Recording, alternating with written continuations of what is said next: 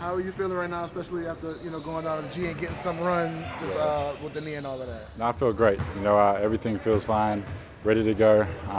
So I'm excited for tomorrow. Looking forward to it. But it's good to go down the G, just get the legs moving, get in a little bit of a rhythm before I come back. So I'm excited. Guys, do you feel 100% the way you did pre-injury? Yeah, I feel 100%. I feel a lot better than what I did pre-injury. I've been doing a lot of strength work, a lot of on-court work, balance work, stuff like that. So I'm back to a spot where I'm very, I guess, my body can tolerate anything, and it can take contact. I can push off. I feel like I'm more athletic jumping off my left leg now. So I'm looking forward to getting back out there. Going to the G, does that give you an opportunity to kind of work on some stuff that you wouldn't do in a normal game, just to kind of expand your game a little bit? Yeah, I think so. That game in the G, I was able to play with the ball a little more. I was able to run the team, go down there. We didn't get the win, which we wanted to do, but I was able to play a little more free, get a few more shots and stuff. And the shot felt good. I was get some nice finishes in there as well. So everything I've been working on, I can go down the G and get a little bit more feel for it. So that was good for me. And it looked like you was working in the post a little bit down there too. Is that like the next progression in your game to add that as well? Yeah, I think so. Being a bigger guard, especially in like transition and stuff, when they're mismatch, if I have a smaller guard on me, just running down to the post, sealing, stuff like that. I can use to my advantage. So I think that's one thing I want to implement my game a little more in the league, and that's something that I've been working on with Coach Frey. So I'm looking forward to getting back out there tomorrow and hopefully getting a good run. How much is the way that this team's been playing defensively and how physical they were yesterday get you even more excited about kind of joining them? Exactly. Team's been great. Everyone's been on the string, flying around, helping each other. Everyone that steps on the floor has been playing hard, physical. So, we're in a really good position right now. We just need to keep progressing. This is a tough stretch for us. We've got a lot of tough games. So, you go out there and be physical again tomorrow against the number one team in the league. The meniscus is something that a lot of guys around the league have dealt with. Is there anybody you talk to just about here's what to do X, Y, Z in the recovery process? Trey's been the main one. Obviously Trey went through it. He's always checking on me, asking how I'm doing. He was telling me how he felt during his process and stuff. So he's been the guy I've been able to talk to about it. I had a pretty smooth recovery process, no real setbacks. So I feel good now. I feel healthy. So hopefully no more setbacks to come. But looking forward to getting out there. Guys, what was it like watching Zion and Jonas battle? You had a front row seat to it last night. No, it was great. They were both matching up against each other.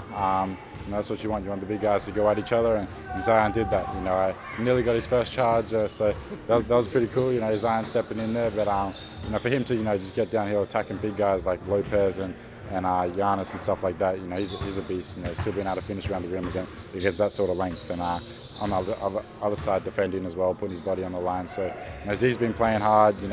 When he steps up and does it, I think the whole team just follows. What do you think of the way he closed the game? Everybody's been saying he needs to grab, the bull by the horns. He even admitted that to us after that OKC loss. Yeah. He's got to be our closer. We need to get the ball to him. He especially down the stretch. 3-4 minutes in the game, he needs to touch the ball every possession. Especially because when he touches it, the defense collapses and that opens up stuff for everyone else. So we need to find ways to get him the ball, and he's been doing that the last few games. So I'm excited to see how far he can go and what's to come. What kind of impresses you the most about the stuff Herb's able to do night to night on the defensive end? I'm not impressed anymore. I see it all the time. That guy's ridiculous. The length he has, the way he's able to get to close out on shots. Like he can be on the opposite side, flying around. One thing people don't know about Herb, he's a really good communicator. He'll tell people where to be when we come out in timeouts and stuff. He's always talking. So Herb's unbelievable, and that's defensive player of the year. Tried to take some of his skill as far as blocking three-pointers and try to figure out how the heck he does that? I've tried, but I don't know how he does it. His length, just the everything, the timing, the verticality he goes up with, everything he does is just special. So he does that like no one else. No one else can do that. And I try to get a few tips and stuff from him, but I want to become like Herb. He's an unreal defender, and just some of the stuff he does is it's not human. And to have him on our team doing that every night, and one thing, Herb's going to bring it every night. You know what you're going to get out of him. So I'm excited for Herb and him just keep on developing, and we're going to go far. Dice, we learned after the game last night that Herb called out to Z on the hedging of Dame down the end of the game. That was his call.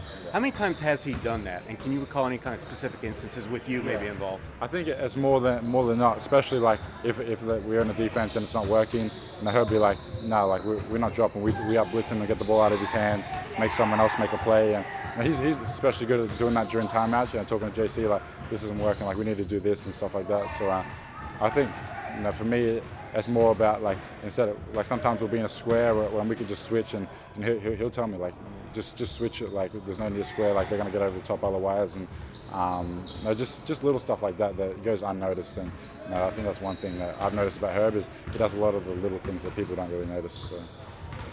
Thank you so much. Thank you guys. Thank you. They're just leaving this guy like.